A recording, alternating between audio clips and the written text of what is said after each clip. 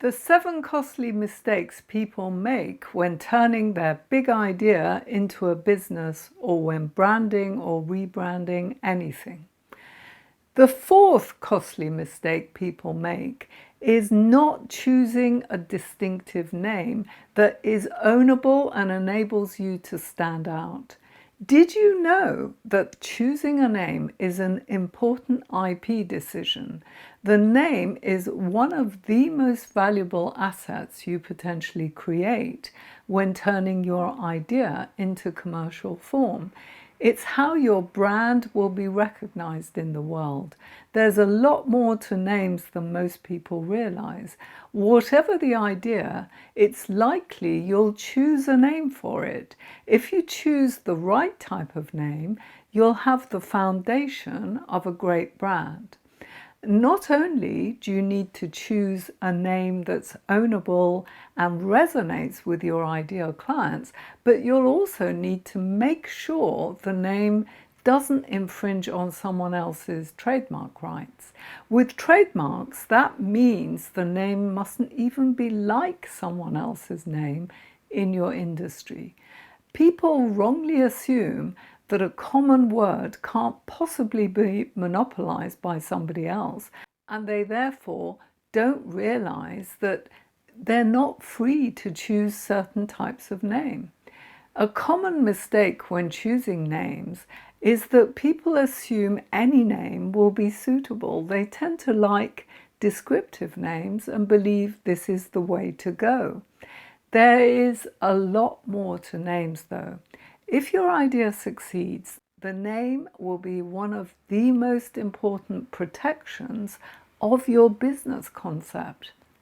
Making a poor choice of name can be a very costly mistake because the wrong name might make it that much harder to stand out and get recognition in the market.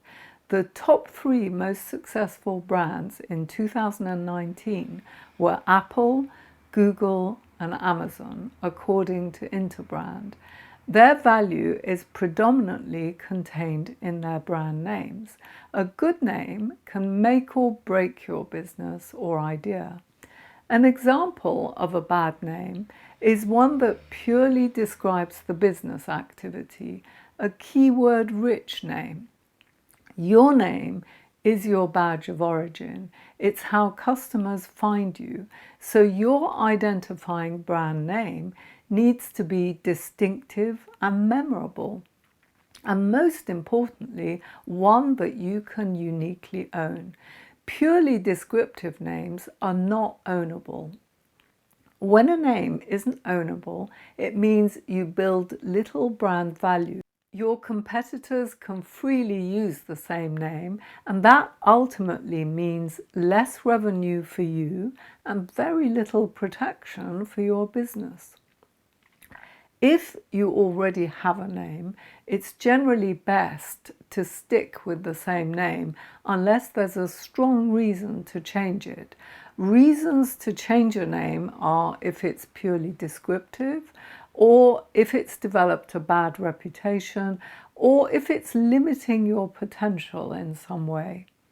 A good approach when you don't have a very big budget to inject a meaning into a totally made-up name is to choose a name that's suggestive. In other words, a name that's kind of descriptive of what your business model does without blatantly spelling it out. An excellent example of a suggestive name is Deliveroo. When looking for a name that's suggestive of what you're selling, beware of veering too far towards the descriptive. A name that was too descriptive was Clubcard. The name describes a loyalty card program, so it hasn't been accepted for registration as a trademark, meaning that everyone else can use the name that Tesco spent hundreds of thousands promoting. Another example of a name that wasn't ownable was the tagline "Think Green," because this is a common message used by many worldwide organizations. Depending on the industry you work in, You might use your own name, think Gucci, Armani, and Selfridges. Many successful brands have become memorable using a name that doesn't relate to their business at all. For example, Galaxy Chocolate, Google, or Apple Computers. If Larry Page and Sergey Brin had decided to use the name search engine, how would you recommend them to a friend? They wouldn't have, a unique identity, and so they wouldn't have become so well known. If you want to describe what your business does, then the tagline is the way to do it. For example, a descriptive tagline right next to the brand name will help your distinctive name. In our case, we use As Rights as our name, mainly because it's always been our name. It denotes the A to Z of IP rights services that we started out offering when it was rare for IP firms to offer the full range of services. Our current tagline is Lawyers for the Digital World, describing that we're lawyers focused on online business. We will be changing this tagline soon to reflect the new direction of the business as an IP consultancy and brand strategists, now that we offer Brand Tuned.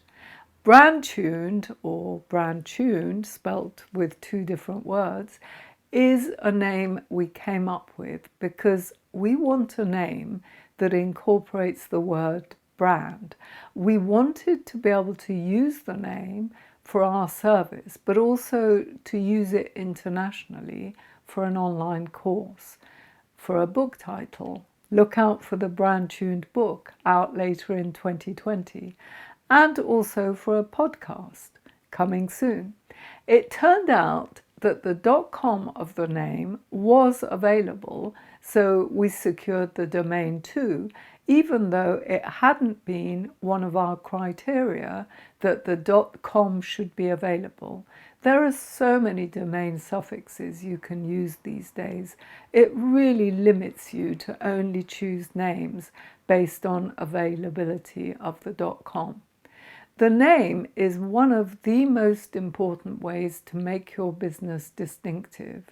The wrong name really can make it a struggle to be in business. Picking a name that is not ownable for the purposes and geographic markets in which you intend to use it puts a ceiling on what your business can achieve.